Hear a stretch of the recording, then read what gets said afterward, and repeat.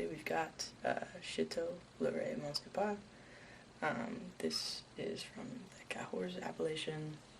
I'm sure that was just a slew of butchered French, but everyone hang in there with me. So this is a 2016 vintage, and it's a 90% malbec and 10% merlot blend, as you might imagine from Cahors.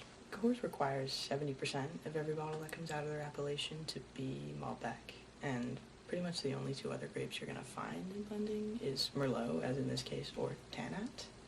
Kind of in the contemporary day and age, particularly if you're someone like me who's not shelling out tons of money on every bottle of wine they buy.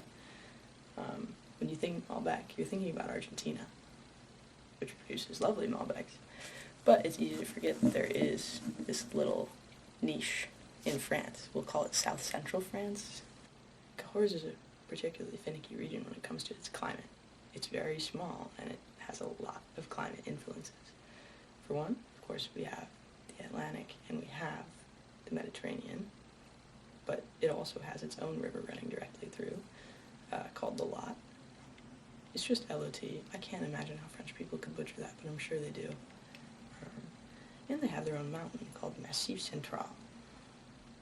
I think that means the Massive Central. So, this Chateau, and I will point out that this is bottled at the Chateau, so we love to see that the grapes are turned into wine at the place they grew up. The Chateau is located on sort of a plateau right near the Lot, so it's not growing grapes on a slope like you typically like to see, but it's still right next to the main river, and that gives it sort of a mix between this like clay, limestone, and sort of pebbly soil. I don't know a lot about soil types, but that's what I read, and I'm interested in thinking about that while I drink this wine.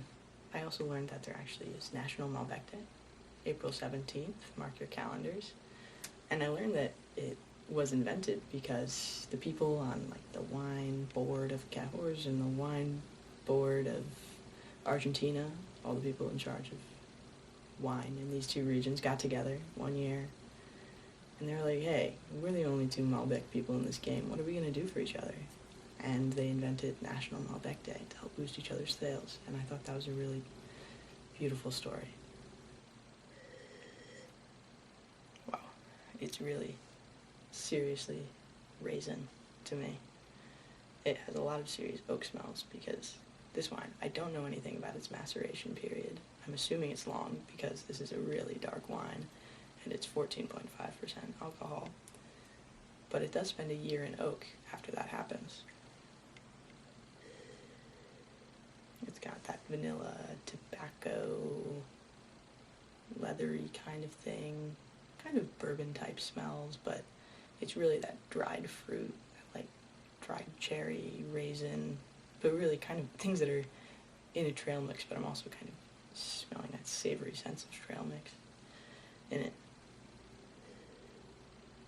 It's a smell that takes you back to church wine, takes you back to when you're a child and you smell your dad's wine, and all you can think is, God, that smells like alcohol.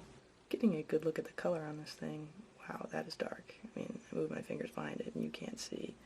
And really the color hardly thins out the closer you get to the edge of the liquid. It really is a nice ruby red.